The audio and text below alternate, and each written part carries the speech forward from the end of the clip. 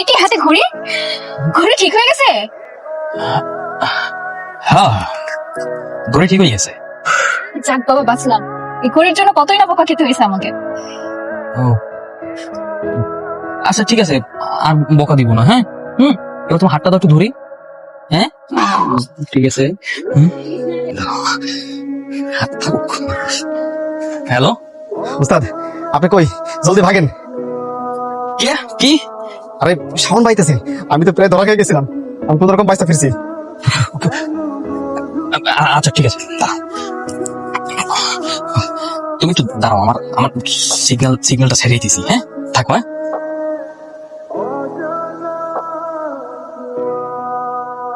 হ্যাঁ, এই, তুমি এখানে, আর আমি তোমার সারা শহর খুঁজে বেড়াচ্ছি।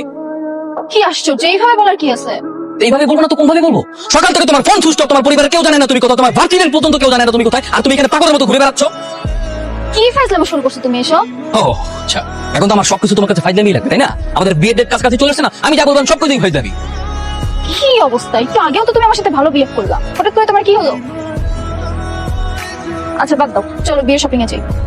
বিয়ের কেনাকাটার দায়িত্ব আমার, ওইটা আমি করবো। ওই না, তোমার তো ভাবতে হবে না। তোমার হাতে ঘড়ি কই? ঘড়ি কই মানে কি জানো না? ঘড়ি কই? ঘড়ি দোকানে। একটু আগেও না তোমার হাতে ঘড়ি ছিল? আমি জাস্ট টু মাচ আপসেট। আচ্ছা, তুমি কি ড্রাগস নাও? আমার বলো তো, এই কথাগুলো কোত্থেকে আসে তোমার? তুমি উল্টাপাল্টা কথা বলো কেন আমাকে? উল্টাপাল্টা কথা আমি শুরু করছি না, তুমি শুরু করছো। তুমি কি ভালো হবে না?